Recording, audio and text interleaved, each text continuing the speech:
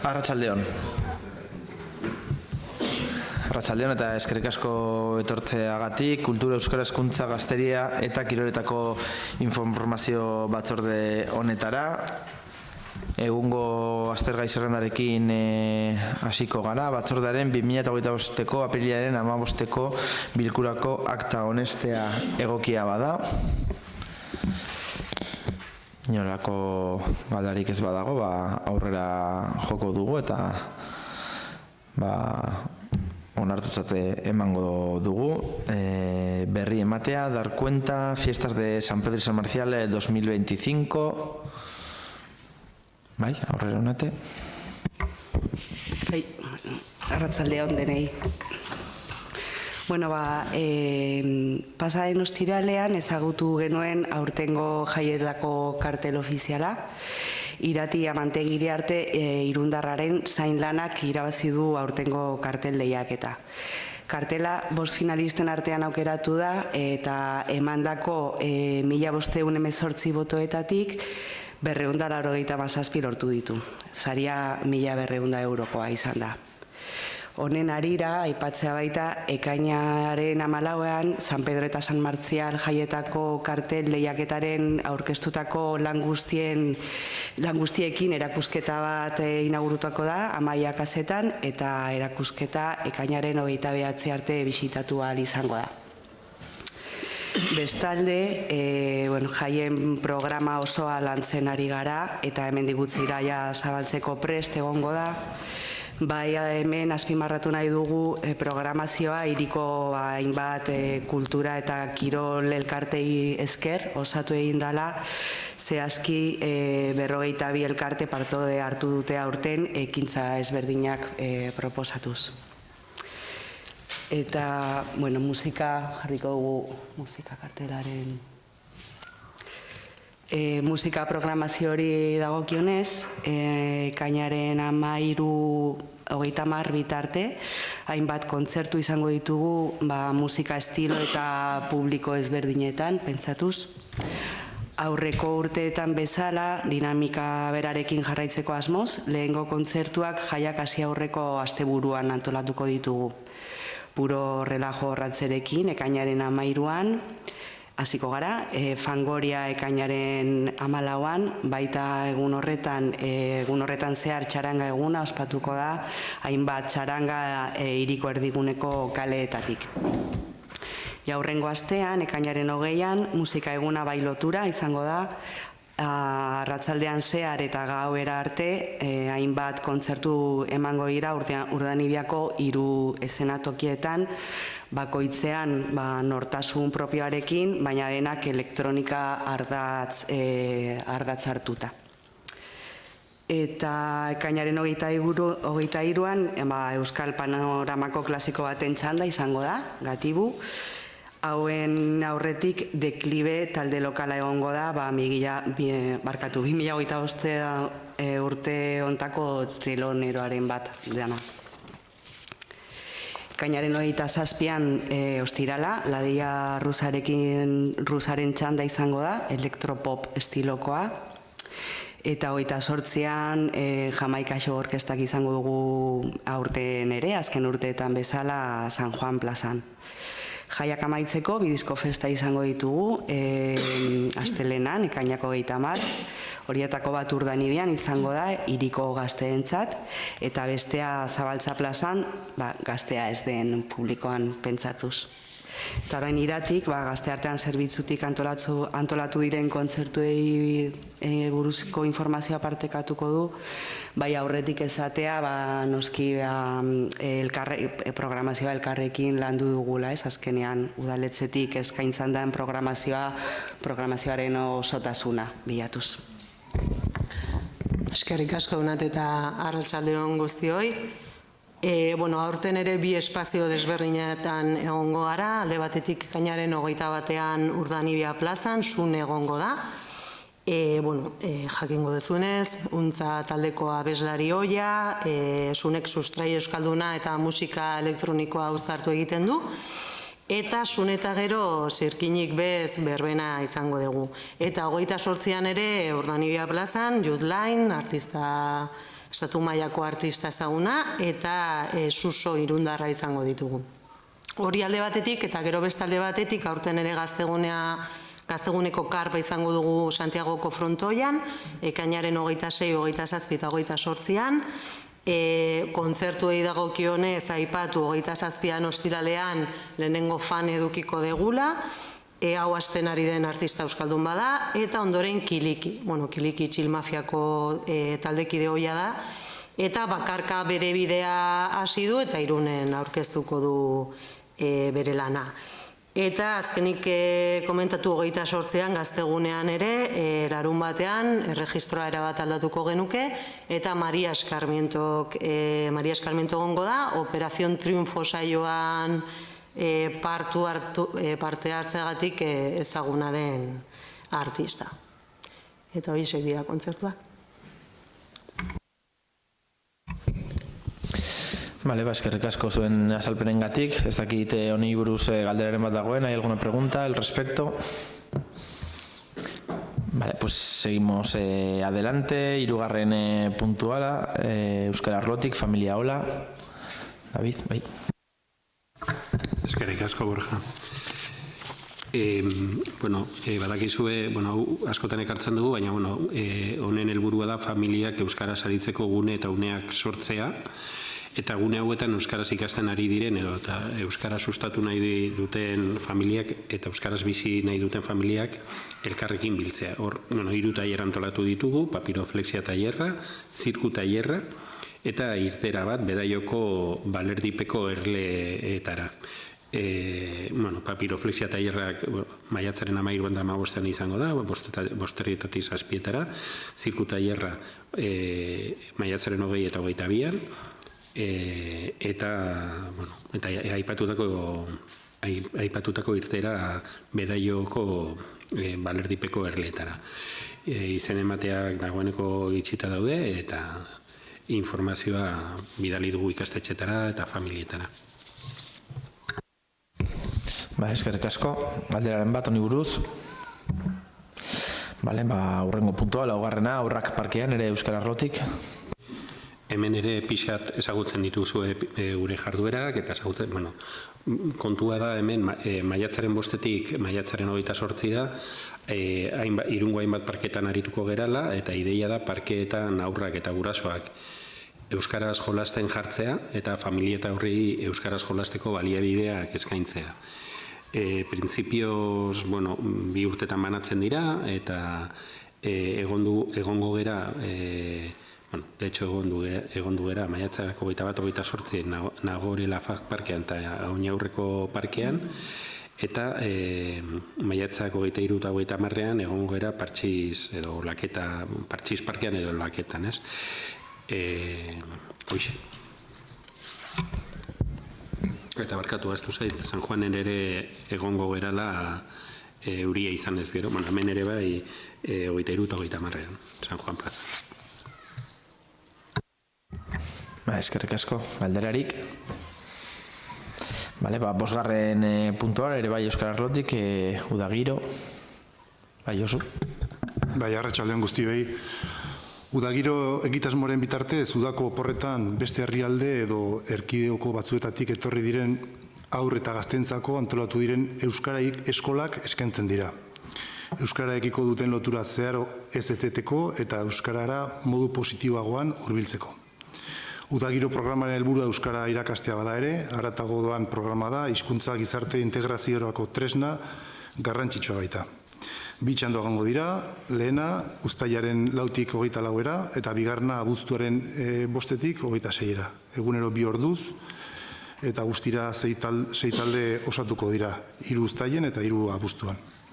Programa parte hartzeko baldintzak, bat Irunera etorri izan 2023-2024 edo 2024-2025 ikasturtean eta bertako ikastetxeren batean eskolatuta egotea, eta lehen hezkuntzako 5. eta 6. mailako edo eta 2. hezkuntzako ikaslea izan. Lehentasuna izango dute hizkuntza indartzeko programan parte hartzen duten ikastetxe eta institutuek, eta eskatzaileak ikastaro hilabete bakarrean parte hartzeko aukera izango dute.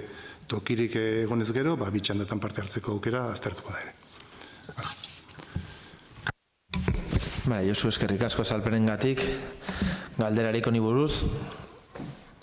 Jarraituko dugu 6. puntuarekin, Kolonias Irisarrilan, Juventud. Bueno, volvemos a ubicar el programa de colonias en el Parque de Aventura Irisarrilan, en Igantzi, en Navarra, y mantenemos los objetivos de los últimos años, ofrecer un espacio que permita trabajar la autonomía, la convivencia y todos los aspectos relacionales, pero a la vez pues, pasar una semana de diversión en claves de aventura y de naturaleza. Ofrecemos 6 turnos, 7 días y 6 noches, 2 turnos dirigidos a niños y niñas de entre 8 y 10 años, 3 para 11 y 13 años y un turno para 14 y 16. 50 plazas en cada turno, una plaza reservada para necesidades especiales en cada uno de los turnos, por lo tanto 300 plazas en total. Comentar que se han prescrito 594 personas y una vez realizado el sorteo y adjudicadas las 300 plazas ha habido 55 renuncias. Hemos tirado de esa lista de espera y nos ha permitido de alguna manera equilibrar también esa demanda. Y bueno, por último comentar que a día de hoy pues prácticamente ya están todas las plazas asignadas. Eskerrik asko, galderaren bat. Orduan 7. puntua, Aventuraero udalekoak ere Gazteria. Bueno, hoy hemos presentado justo el programa Aventuraero. En este caso se trata de un programa mixto que combina por un lado colonias abiertas que se hacen solo por la mañana con una noche, y de esta forma el objetivo es dar respuesta a esos niños y niñas que quizás no se atreven a pasar 6 noches fuera de casa, pero quieren ir más allá de esas colonias abiertas solo de mañana. En este caso está dirigido a niños y niñas de entre 8 y 10 años y se incluyen actividades deportivas o de aventura como el surf, el piragüismo o la visita a un parque de aventura. Ofertamos este año 4 turnos, todos a lo largo del mes de julio, de lunes a sábado. Comentar como novedad respecto al año pasado que sumamos un turno más respondiendo a la demanda que tuvimos, 20 plazas en cada turno, aquí también una plaza reservada para niños y niñas con necesidades especiales, por lo tanto 80 plazas en total. Y bueno, la prescripción comienza mañana, estará abierta hasta el 30 de mayo, el sorteo el 11 de junio y el periodo para poder hacer la inscripción definitiva del 16 al 25 de junio. Eskerrik asko. ¿Alguna pregunta? No, pues vamos al 8º punto del orden del día, Copa del Rey de balonmano, desde Deportes Eunate, Mercedes. Sí. Bueno, los días 6, 7 y 8 de junio se va a celebrar en Irún la fase final de la Copa del Rey de balonmano. Participarán 8 equipos que son Bidasoa, Barcelona, Torrelavega, Alcobendas, además de León, Valladolid, Logroño y Huesca. Además, también se celebrará la minicopa, que la disputan los equipos cadetes de estos 8 equipos que acabamos de mencionar.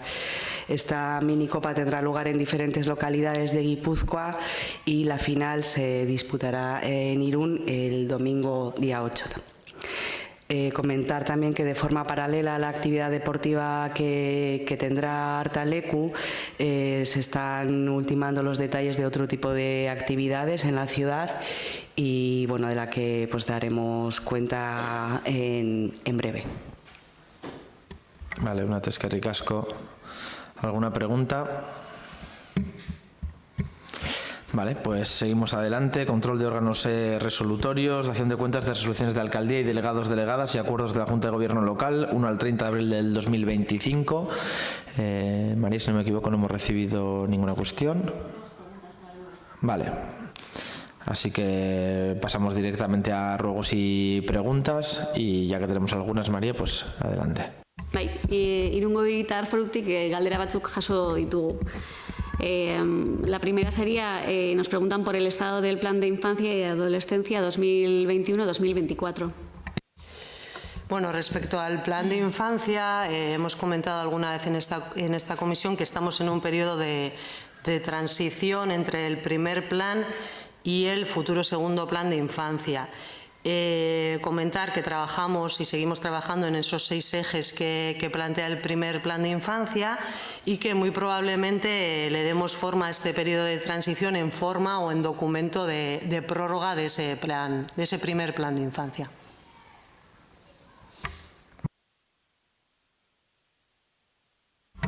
Vale. La siguiente sería, bueno, nos indican, José Luis Loidi y Lourdes Yarza han recopilado 4.200 piezas tradicionales del mundo. Buscaban un lugar para mantenerlas y poder exponerlas al público. Vale. Sí que somos conocedores de esta semejante colección. Compartir aquí en la comisión que de hecho en 2022 hicimos una exposición con parte de la colección con el hilo conductor de instrumentos del Lejano Oriente, y de hecho estamos ahora en contacto con ellos para un siguiente proyecto que tendrá lugar en 2026 seguramente. No sé si responde a tu pregunta o quieres comentar algo más.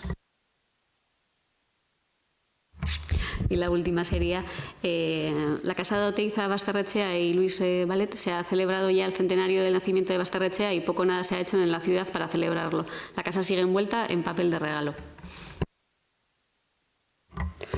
Bueno, por un lado, respecto al centenario, comentar que el Ayuntamiento de Irún y a través del área de cultura sí colaboramos activamente a nivel, junto con otras instituciones, en una mesa de trabajo que se creó, tanto Gobierno vasco, diputaciones como los museos de referencia del territorio, en la celebración o en la elaboración de una programación para celebrar el centenario. Fruto de esa mesa de trabajo tuvo lugar o acogimos una exposición en Menchugal, que de hecho fue la exposición de más peso del año, de las que programamos en el año.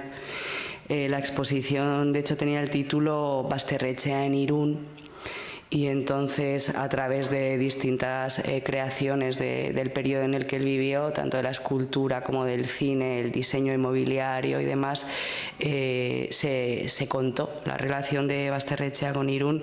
Se hicieron también distintas visitas guiadas y una serie de actividades de mediación también dirigidas a familias para dar a conocer la figura de Basterrechea. Eso por lo que respecta al centenario.